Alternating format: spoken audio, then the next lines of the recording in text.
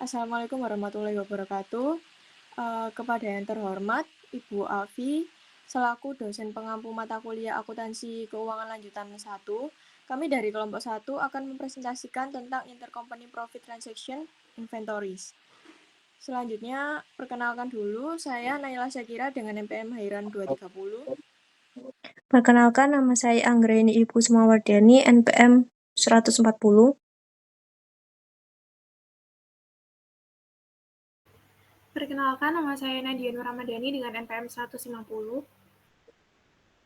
Perkenalkan, nama saya Lina Enomi Garneta dengan aliran NPM 154. Perkenalkan, saya Pramesti Sekar Maheswari dengan NPM akhiran 174. Perkenalkan, saya Alivia Krotel Ain dengan NPM akhiran 184. Saya Viva Putri Azhari dengan NPM akhiran 102. Saya Dasinta Wulandari dengan NPM akhiran 035. Saya Devana Salsabila dengan NPM akhir 357. Selanjutnya kita akan langsung masuk ke materi. Yang pertama ada intercompany inventory transaction. Nah, perusahaan sendiri mengakui pendapatan saat sudah terjadi penjualan kepada pihak luar, sedangkan penjualan antar afiliasi dieliminasi dalam laporan konsolidasi. Eliminasi ini dilakukan agar laporan menampilkan penjualan dan pembelian konsolidasi kepada pihak luar. Penghapusan penjualan antar perusahaan dilakukan dengan mendebit penjualan dan mengkredit pembelian dalam sistem inventaris periodik atau mendebit penjualan dan mengkredit harga pokok barang yang terjual dalam sistem inventaris perpetual.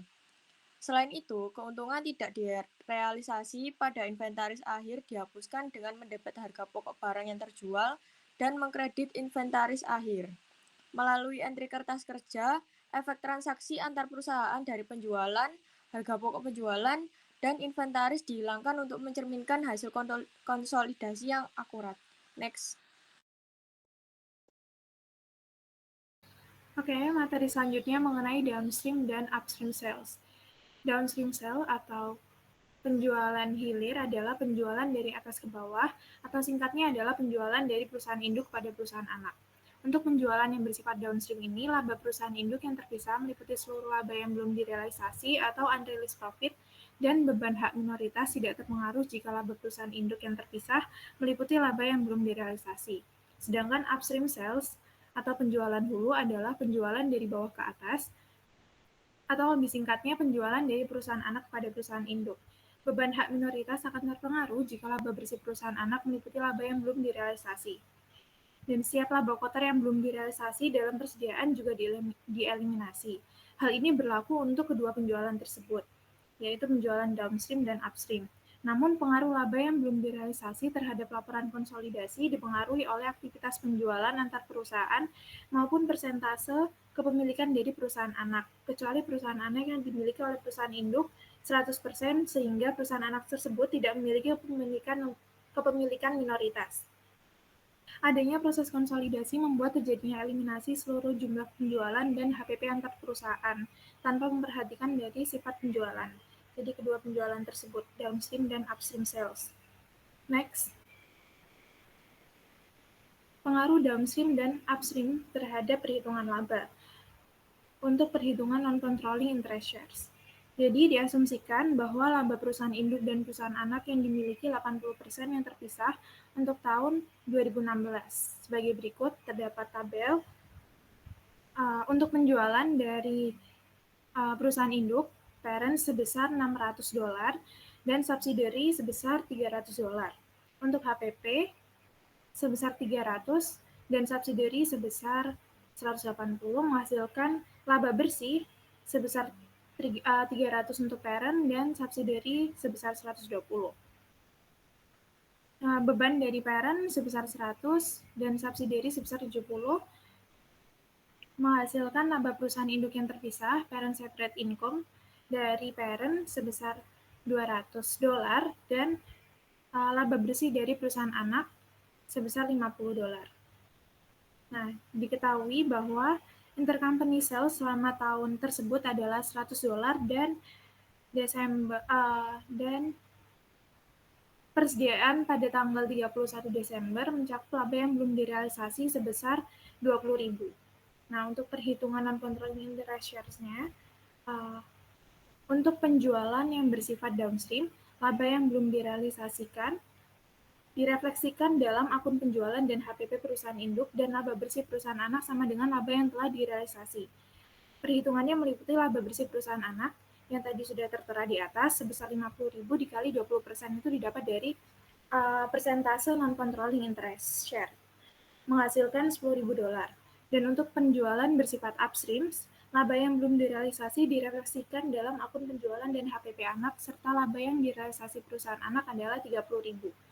Perhitungannya meliputi laba bersih perusahaan anak sebesar 50.000 dikurangi dengan laba yang belum direalisasi yang tertera pada soal tadi 20.000 menghasilkan 30.000 dikali dengan 20% persentase dari non-controlling interest shares menghasilkan $6.000. Untuk materi selanjutnya akan dipresentasikan oleh rekan saya. Terima kasih. Selanjutnya adalah unrealized profit from downstream sales.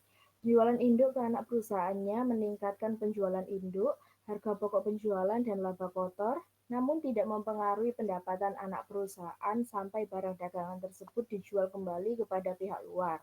Laporan keuangan konsolidasi menghilangkan laba kotor yang belum direalisasi dengan meningkatkan harga pokok penjualan konsolidasi dan mengurangi persediaan barang dagangan ke dasar biaya bagi entitas konsolidasi. Penyataan akhir yang berlebihan persediaan dari sudut pandang konsolidasi meremehkan harga pokok penjualan konsolidasi. Next. Selanjutnya ada penundaan laba antar perusahaan pada periode penjualan antar perusahaan. Contohnya adalah penjualan PAM mencakup $15.000 kepada Sun dengan keuntungan $6.250 dan persediaan Sun pada 31 Desember 2016 mencakup 40% barang dagangan dari transaksi antar perusahaan. Pendapatan operasional PAM mencerminkan laba yang belum direalisasi sebesar $2.500 dalam persediaan Sun $6.000 harga transfer dikurangi biaya $3.500. Dalam bukunya yang terpisah, PAM mencatat bagiannya atas pendapatan Sun dan menunda pengakuan atas pendapatan yang belum direalisasi keuntungan dengan entry sebagai berikut, yaitu investment in Sun sebesar 9.000 pada income from Sun sebesar 9.000. To record share of Sun is income. Income from Sun sebesar 2.500 pada investment in Sun 2.500 to eliminate unrealized profit on sales to Sun. Next. Selanjutnya adalah pengakuan laba antar perusahaan atas penjualan kepada entitas luar. Pendapatan operasional PAM untuk tahun 2017 tidak terpengaruh oleh laba yang belum direalisasi di Sun 31 Desember 2016. Namun laba Sun pada tahun 2017 terpengaruh karena penyajian persediaan awal Sun yang berlebihan sebesar $2.500 melebih-lebihkan harga pokok penjualan dari sudut pandang konsolidasi. Dari sudut pandang PAM, laba yang belum direalisasi dari tahun 2016 direalisasikan pada tahun 2017 dan pendapatan investasinya dicatat dan disesuaikan sebagai berikut, yaitu investment in Sun sebesar 13.500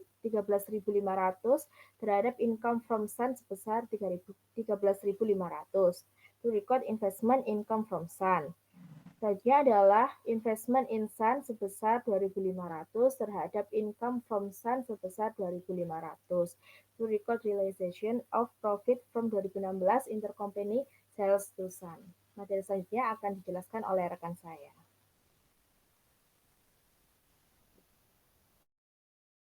Oke, yang selanjutnya yaitu unrealized profit from upstream sales. Di mana upstream sendiri berarti anak jual kepada induk. Upstream di sini ada 2 tahun transaksi, yaitu pada tahun 2016, anak jual barang kepada induk, tetapi ada sebagian barang yang belum laku terjual. Dari sebagian barang yang belum terjual tersebut baru laku pada tahun 2017. Berikut untuk ilustrasi lebih jelasnya. Diasumsikan Sun Corporation menjual barang kepada Pop Corporation. Sun belinya 7.500 kosnya, dijual kepada induk dengan harga 20.000 pada tahun 2016. Pop Corporation kemudian menjual 60% dari merchandise tersebut dari 20.000 kepada outsider atau pihak di luar konsolidasi dengan harga 15.000. Sehingga ada unrealized profit sebesar 5.000. Kemudian dilaporkan Sun memiliki income sebesar 50.000. Sehingga di sini terdapat dua asumsi, yaitu asumsi yang pertama, parent memiliki S sebesar 100%, dan yang kedua adalah parent memiliki S sebesar 75%. Next.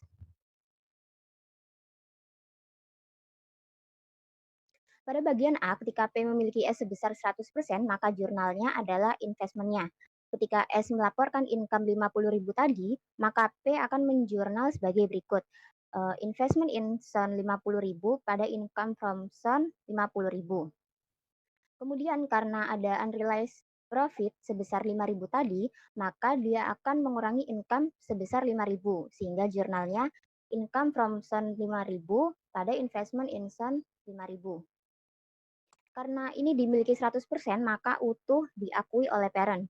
Selanjutnya pada bagian B, bagaimana kalau parent hanya memiliki 75%? Maka ketika parent menerima laporan bahwa laba S adalah 50.000, maka P akan mencatat 75% diantaranya.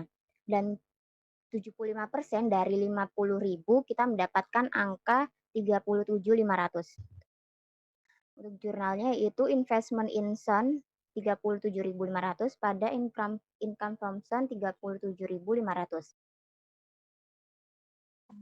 Kemudian unrealized profit sebesar 5.000 tadi kita hitung, caranya adalah 50.000 dari total profits yang dilaporkan oleh S dikurangi dengan unrealized profit sebesar 5.000 dikalikan porsi kepemilikan dari P sebesar 75%. Sehingga P hanya menanggung kerugian atas barang yang belum laku itu sebesar 3.750, bukan 5.000. Berarti sisanya 1.250 akan ditanggung atau diakui oleh pihak non-controlling interest yang memiliki porsi kepemilikan 25%. Untuk jurnalnya yaitu income from Sun 3.750 pada investment in Sun 3.750. Next. Di sini baru kita membuat jurnal entry-nya. Ini kita menggunakan asumsi pada bagian B di mana P memiliki S sebesar 75% dan 25% dimiliki oleh NCI. Maka yang pertama kita eliminasi ini. Eliminasi jurnal nomor 2 itu adalah intercompany purchase and sale sebesar 20.000. Kemudian eliminasi yang kedua adalah profit yang belum terrealisasi sebesar 5.000, sehingga mengeliminasi unrealized profits pada ending inventory. Selanjutnya kita masuk ke eliminasi jurnal yang ketiga, yaitu eliminasi income dan investment. Di mana investment bertambah 37.000, tetapi berkurang 3.750, sehingga totalnya adalah 33.750 kita eliminasi di sini. Kemudian kalau sudah dimasukkan ke kertas kerja konsolidasi, maka hasilnya akan seperti ini. Next. Selanjutnya, bagaimana kalau pada tahun 2017 profit barang yang 5.000 tadi sebelumnya belum laku pada 2016, pada 2017 barang tersebut laku terjual, maka kita akui labanya pada 2017. Caranya adalah 5.000 kita kalikan dengan 75%, maka akan dicatat investment in Sun 3.750 pada income from Sun 3.750. Kemudian selain itu pada tahun 2017, Sun juga melaporkan bahwasanya Sun mendapatkan laba bersih sebesar 60.000 pada ilustrasi. Nah, kalau P memiliki kepemilikan sebesar 75%, maka 75% dikalikan 60.000 mendapatkan angka 45.000. Untuk jurnalnya yaitu investment in Sun 45.000 pada income from Sun 45.000. Next. Sehingga kalau kita buat eliminasinya maka seperti ini. Eliminasinya adalah kita mengakui unrealized profit pada tahun sebelumnya karena barangnya belum laku. Kemudian pada tahun sekarang barangnya laku terjual. Maka profit yang sebelumnya sudah kita eliminasi harus kita akui kembali. Jurnalnya yaitu dari sisi investment 3.750. Kemudian dicatat juga non-controlling interest sebesar 1.250 pada sisi debit dan COGS-nya sebesar 5.000 pada sisi kredit. Kemudian income from S Investment adalah 48.750 dari 45.000 ditambah dengan 3.750. Kemudian dieliminasi seluruhnya untuk mengembalikan saldo investment kepada saldo awal. Kalau sudah, kita masukkan ke kertas kerja seperti ini. Untuk materi selanjutnya akan dijelaskan oleh teman saya.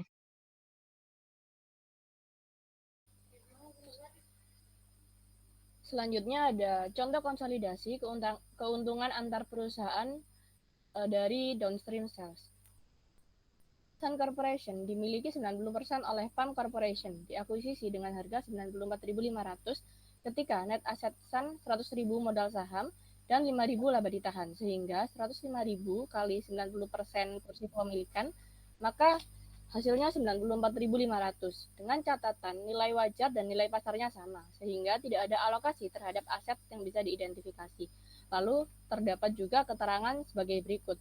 Penjualan kepada Sun pada tahun 2019 dengan harga jual 20.000, lalu ada laba yang belum direalisasi pada persediaan Sun pada tahun 2018 yang terjual selama 2019, ini harus dipulihkan sebesar 2.000.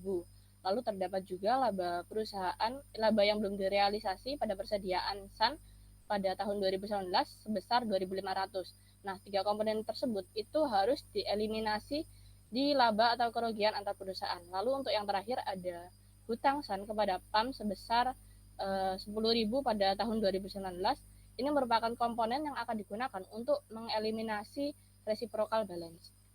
Next. Lalu pada tahun 2018, investasi pada Sun saldonya 128.500. Ini didapatkan dari total net asset 145.000 dikali dengan porsi kepemilikan 90%, lalu dikurangi dengan laba yang belum direalisasi sebesar 2.000, sehingga menghasilkan nominal 128.500. Nah, untuk jurnal entry-nya sebagai berikut. Untuk mencatat dividen dari Sun, diasumsikan bahwa dividen tersebut sejumlah 10.000. Nah, porsi kepemilikan milik PAM itu kan 90%, sehingga 90% kali 10.000 menghasilkan nominal 9.000 dengan akun kas pada investment in Sun. Lalu, untuk mencatat pendapatan dari Sun tahun 2019, diasumsikan ekuitas laba bersih Sun itu 30.000. Jadi yang berhak diakui oleh PAM itu 90% kali 30.000, yaitu 27.000. Itu ditambahkan dengan laba persediaan tahun 2018 yang diakui pada tahun 2019 sebesar 2.000 dan dikurangi dengan laba persediaan tahun 2019 yang ditangguhkan pada akhir tahun sebesar 2.500, sehingga menghasilkan nilai tambahan pendapatan sebesar 26.500. Namun angka tersebut belum merupakan tambahan pendapatan bersih, karena seperti yang di jurnal awal itu yang sebesar 9.000 itu kan ada investment insan-nya 9.000, sedangkan di jurnal yang kedua investment insan-nya berada di debit sebesar 26.500. Jadi untuk pendapatan bersihnya itu 17.500. Next. Setelah didapatkan data sebelumnya, lalu dimasukkan kepada jurnal eliminasi yang dimana poin A, B, C ini menggunakan eliminasi laba atau kerugian antar perusahaan. Untuk yang poin A, ini untuk menghilangkan penjualan antar perusahaan dari harga pokok barang terkait jumlah yang terjual dengan nominal sebesar 20.000 dengan akun sales pada COGS. Lalu untuk yang poin B, ini untuk menyesuaikan HPP dan investasi awal saldo laba yang belum direalisasi pada persediaan awal dengan akun investment insan pada COGS sebesar 2.000. Dan di poin C ini untuk menghilangkan keuntungan yang belum direalisasi dalam persediaan akhir dan untuk meningkatkan HPP ke entitas konsolidasi dengan akun COGS pada inventory sebesar 2.500, yang dimana nominal tersebut sudah ada di slide sebelumnya. Lalu untuk yang poin D ini merupakan eliminasi pendapatan dan dividen dari perusahaan anak untuk menghilangkan pendapatan investasi dan 90% dari dividen Sun dan mengurangi akun investasi ke saldo awal periode ditambah 2.000 dari entry B. Dan untuk nominalnya sendiri sudah saya sebutkan di slide yang sebelumnya. Next. Lalu untuk yang di poin E ini mencatat kepentingan untuk non pengendali. Jadi ini memasukkan bagian kepentingan non pengendali dari pendapatan anak perusahaan dan dividen dengan akun non-controlling interest share pada dividen dan non-controlling interest. Untuk nominal 3.000 pada non-controlling interest share itu didapatkan dari ekuitas bersih sebesar 30.000 yang sebelumnya diasumsikan, dan NCI-nya kan 10% karena porsi kepemilikan PAM-nya itu 90%. Jadi untuk NCI-nya 10% dari 30.000 menghasilkan nominal 3.000. Lalu untuk di bagian dividen sebesar 1.000 itu didapatkan dari asumsi sebelumnya dividen yang 10.000 itu dikalikan dengan porsi NCI yang 10%. Jadi hasilnya adalah 1.000. Untuk non-controlling interest-nya itu sebesar 2.000 merupakan selisih dari NCI share dan juga dividen. Lalu di poin F ini eliminasi reciprocal investment. Untuk menghilangkan saldo investasi dan ekuitas timbal balik dan mencatat awal kepentingan non pengendali dengan akun capital stock pada capital stock dan retain earning pada investment insan dan non controlling interest. Ini untuk di bagian sisi debitnya itu kan totalnya 145.000 itu didapatkan dari aset bersih Sun pada akhir tahun 2018. Sedangkan untuk di bagian investment insan sebesar 130.500 itu didapatkan dari investasi di Sun pada akhir 2018 itu sebesar 128.500 ditambahkan dengan laba yang belum direalisasi sebesar 2.000 seperti yang terdapat pada soal, sehingga menghasilkan 130.500. Untuk non-controlling interest-nya itu sebesar 14.500 merupakan selisih dari sisi debit dan juga investment insan.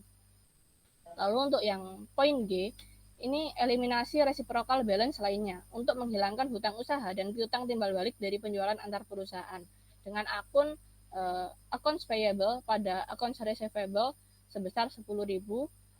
Ini juga nominal yang didapatkan dari soal. Next. Lalu setelah mendapatkan jurnal setelah melakukan eliminasi sebelumnya, di sini terdapat kertas kerja konsolidasi yang sebelumnya sudah pernah dijelaskan pada materi di bab 4. Untuk selanjutnya akan dijelaskan oleh rekan saya. Baik, selanjutnya adalah materi konsolidasi example intercompany profit from upstream sales.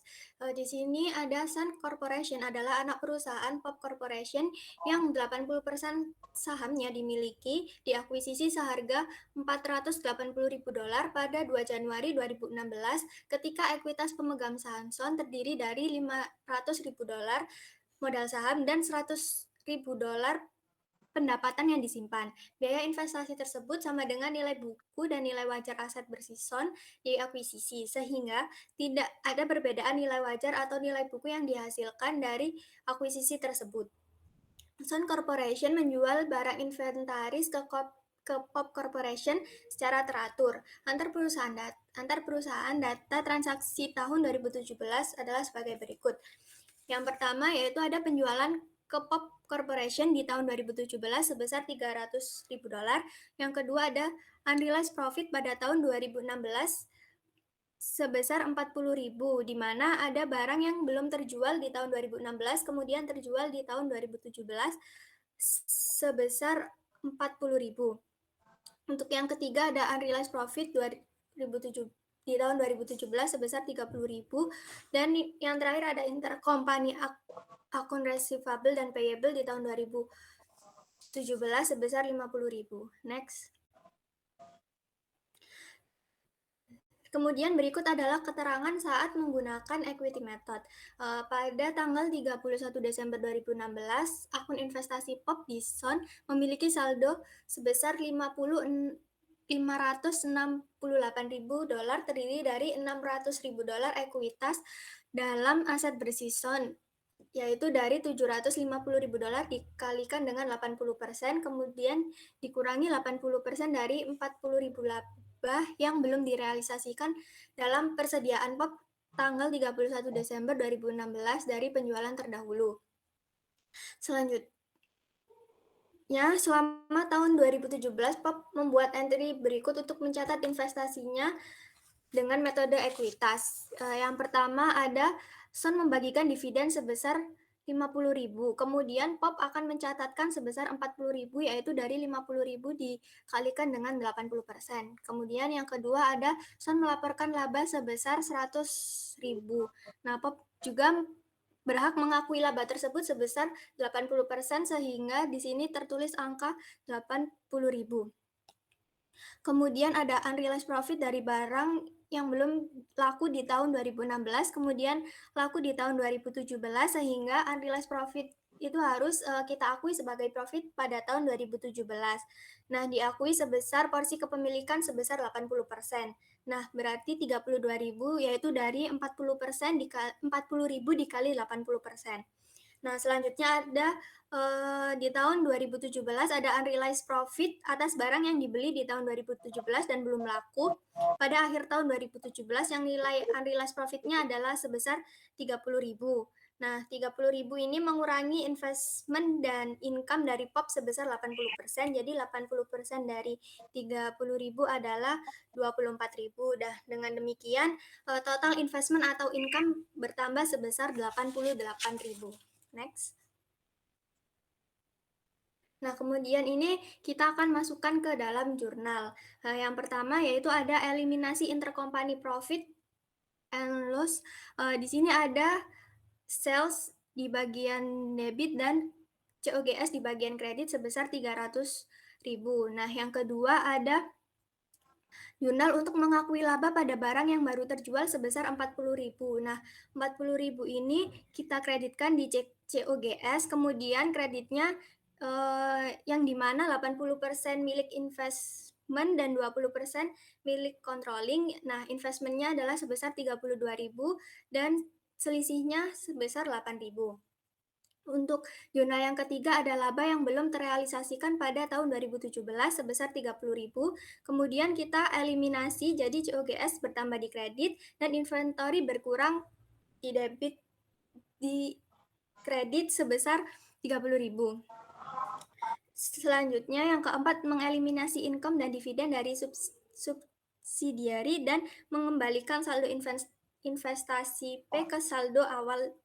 Jadi total income kita debitkan sebesar 88.000, kemudian dividen kita kreditkan sebesar 40.000, lalu selisihnya kita kreditkan sebesar 48.000. Next. Nah, kemudian yang kelima yaitu ada non-controlling interest share sebesar 22.000 dan di kreditnya ada dividen sebesar 10.000, kemudian non-controlling interestnya yaitu selisihnya sebesar 12.000.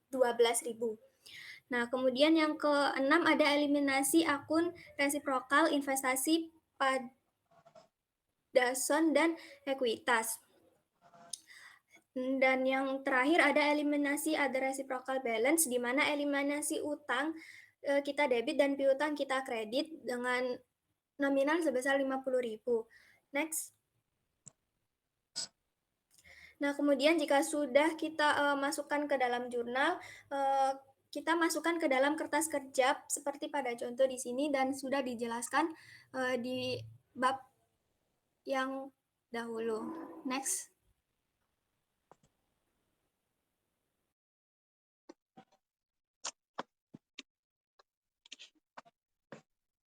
Baik, yang selanjutnya adalah kami akan mempresentasikan hasil analisis laporan keuangan yang kelompok kami lakukan. Yang pertama yaitu ada PT Unilever Indonesia Tbk. Profil singkat mengenai PT Unilever Indonesia Tbk ini didirikan pada 5 Desember 1993 dan berganti nama menjadi PT Unilever Indonesia Tbk pada 30 Juni 1997. Nah, perusahaan ini tuh bergerak pada bidang produksi, pemasaran, dan distribusi barang-barang konsumsi yang meliputi seperti sabun, deterjen, makanan, dan lain-lain. Next. Nah, di sini ada bukti bahwa perusahaan melakukan intercompany profit transaction inventory. Dalam analisis yang kami lakukan pada laporan keuangan ini, kami menemukan bahwa perusahaan secara tertulis dalam CALK mengatakan memiliki transaksi dengan pihak berelasi yang telah disesuaikan dengan peraturan yang diatur pada PSAK nomor 7 mengenai pengungkapan pihak-pihak berelasi. Lalu kemudian dijelaskan lebih lanjut mengenai sifat transaksi apa saja yang dilakukan serta pada pihak mana saja PT Unilever Indonesia melakukan transaksi. Next slide. Nah, di sini adalah merupakan list perusahaan yang melakukan transaksi penjualan dan pembelian pada perusahaan lain. Jadi pada bagian 1 itu merupakan daftar perusahaan yang membeli barang jadi yang akan digunakan menjadi persediaan pada perusahaan mereka. Lalu yang pada perusahaan kedua itu merupakan daftar mengenai PT Unilever Indonesia Tbk melakukan transaksi pembelian bahan baku, barang jadi, dan lain-lain untuk memenuhi persediaan yang mereka perlukan. Next. Nah, di sini ada penjelasan lebih lanjut nih mengenai list yang tadi. Jadi pada poin 4 utang usaha itu menjelaskan transaksi pada bagian 1 mengenai terkait jumlah transaksinya pada tahun 2021 dan 2020 ditulis pada CALK nomor 4 pada bagian piutang usaha. Lalu pada bagian yang 2 itu dijelaskan lebih rinci mengenai transaksi dan terkait jumlahnya itu pada CALK nomor 14 mengenai khususnya pada utang usaha pihak berelasi baik dalam negeri maupun luar negeri, dan nominal utangnya tertera pada gambar yang terlampir pada PPT. Untuk analisis selanjutnya akan dijelaskan oleh teman saya. Baik, yang selanjutnya mengenai kebijakan mengenai perjanjian transaksi dengan pihak lain. Jadi PT Unilever ini juga mengatur dan menjelaskan secara rinci perjanjian-perjanjian penting yang mereka terapkan pada saat melakukan transaksi dengan pihak-pihak yang bisa kami temukan pada CALK ini. Pada CALK nomor 7, transaksi dengan pihak berelasi.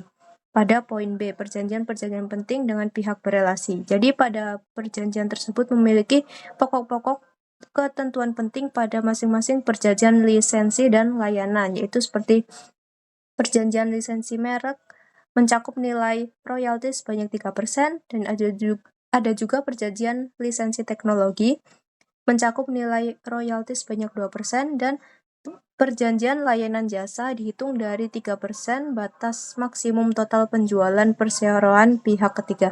Dan yang gambar di bawah itu menunjukkan nominal-nominal dari perjanjian-perjanjian tersebut. Nah, selanjutnya dari analisis PT Trimitra Prawara Goldland Tbk.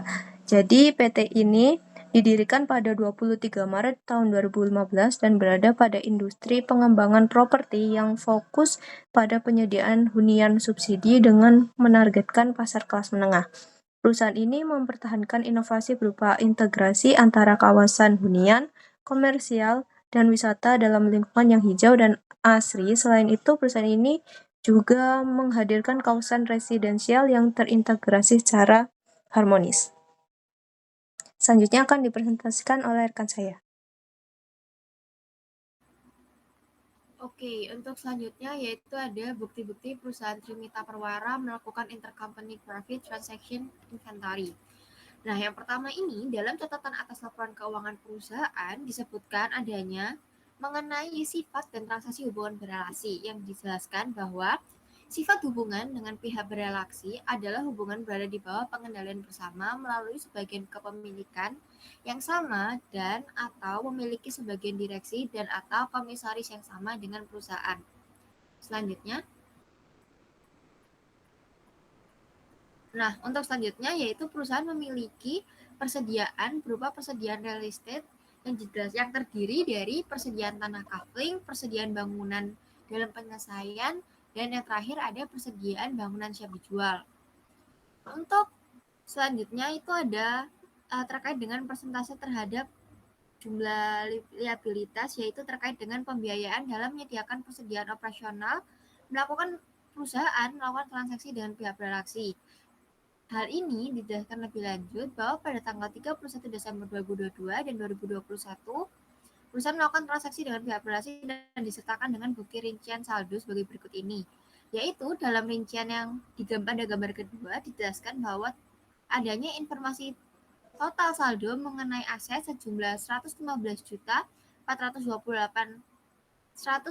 miliar 428 juta 413.973 rupiah dan liabilitas sebesar 35 miliar 810 juta 133.789 pada tahun 2022 dan 14 miliar 85 juta 534.430 rupiah pada tahun 2021.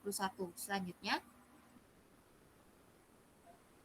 nah, lalu pada bagian ini akan dijelaskan terkait dengan utang dengan pihak berelasi, yaitu adanya PT Trimita Prawara dan pihak berelasinya yaitu PT Indriati dengan total utang pihak berelasi pada tahun 2022 adalah 195.345.291 dan pada tahun 2021 yaitu 1.630.368.501.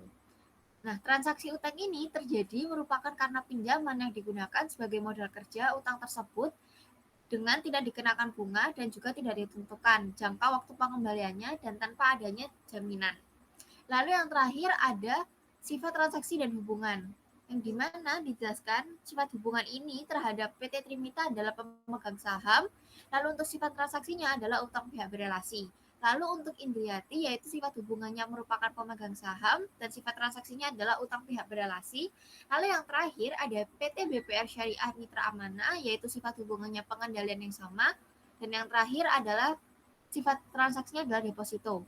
Dari tabel di atas ini diketahui adanya perbedaan sifat hubungan antara PT Trimita Prawara dengan Indriati dan PT Trimita Prawara dengan PT BPR Syariah Mitra Amanah, yaitu dengan depositonya pada tahun 2022 yaitu yang berhubungan dengan PT BPR sebesar 115.428.413.973 dan untuk yang berhubungan dengan PT Indriana yaitu dalam liabilitasnya yaitu 35.810.133.789 rupiah.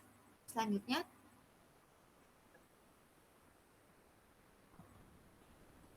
sekian presentasi dari kelompok kami. Mohon maaf jika adanya salah kata atau kurangnya materi yang disampaikan.